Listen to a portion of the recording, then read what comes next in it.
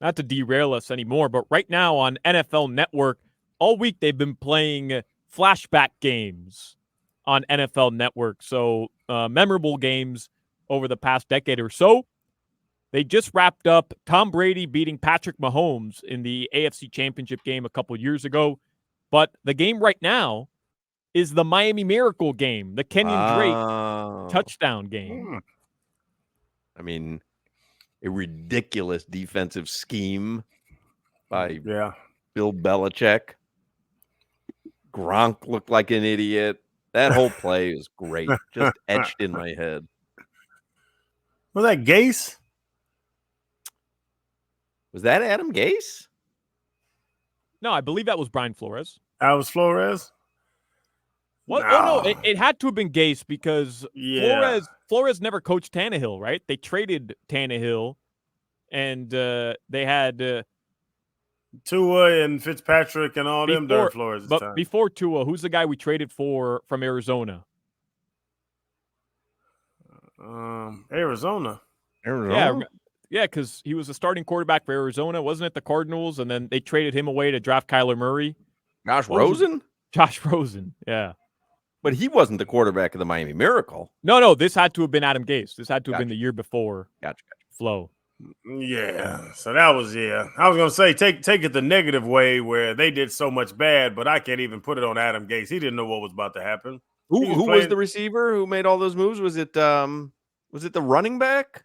Well, no, it was Kenyon Drake, right? That ended up scoring. Somebody caught it and pitched it back to him. Right, but it was Kenyon Drake who went all the way, right? Yeah. Yeah. I think it was Parker who caught it, wasn't it? I was about to say Devontae Parker was the guy that caught it and pitched it back. Do you want to hear I have the call here. Do you want to hear it? It's also funny that I said this play is permanently etched in my memory, and I don't have a single memory of this play. All I've done is ask questions about it. Where was it at again? Who were they playing? You want to hear the radio call? Yeah. Tannehill, last shot, back to throw.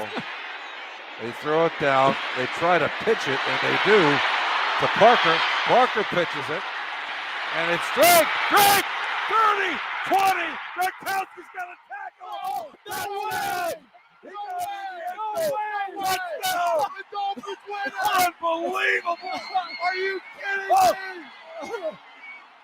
Oh, that is unbelievable! I don't believe what I just saw! Well, no one knows what you just saw because there's just a bunch of screaming. What are we guessing what you just saw? What happened?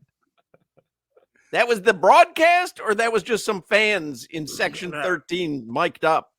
That was your phone, Solana. I mean, what was that? That was the call? That was the call. That's heard right here on WQAM.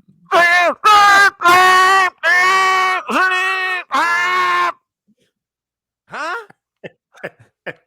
What?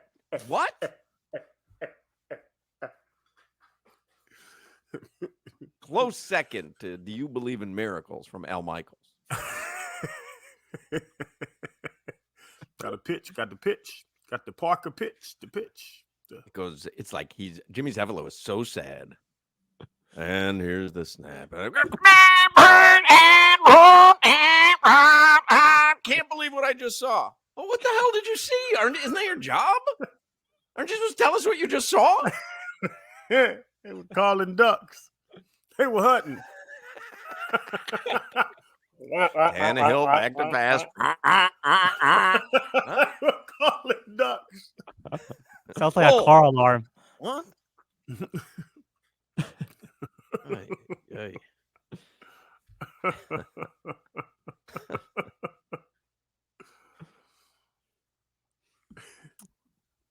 Great memory, though. Excellent. That was what it was. Made better. All right, guys. So the Dolphins did restructure Bradley Chubb's contract. That opens up $11 million in space for the Miami Dolphins. So it looks like they're not done adding to this team during the free agency period. Why didn't they do all this beforehand and keep Andrew Van Ginkel?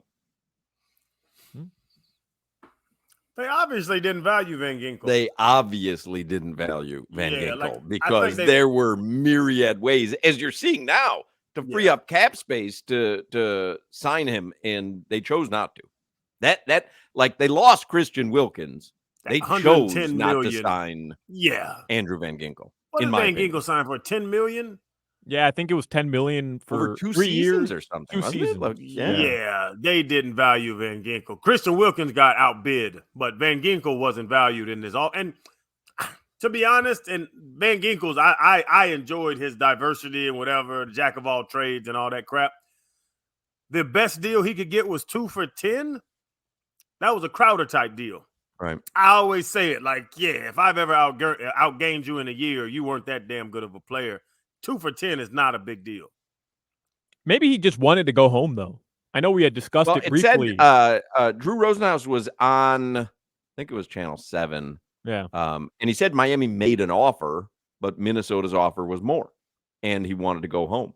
But if their offer was more, then obviously they didn't value him more than, $8 million a season or so. Yeah. Or $4 million, because 2 for $10 is $5 million a season, Hawk. No. Well, It's $10 million a year for Oh, 2 it's 10 a seasons. year. So it's like the Dolphins 20 million, offered him 8, and then Minnesota offered him 10, whatever it was. Yeah, like that's not. And it's crazy to say $10 million isn't a lot of money, but everything relative, $10 million is not a lot of money if you see Christian and all these other guys' contracts. And we had discussed it because Shaq Barrett ended up signing for $9 million, so just $1 million less. So we were all kind of under the impression, hey, you could have signed Shaq Barrett for $9 million. Why couldn't you have just paid the extra $1 million and kept Van Ginkel here? And truthfully, that hair might be worth $1 million. Oh my God, $2 million in my book. Shaq Barrett is a better football player than Andrew Van Ginkel. Is. Okay. We'll prove it this year. Like, a couple months from now, you can slap me in the head and say, you hear what I said? But right as we sit here today, Shaq's made 10 times more plays than Van Ginkel.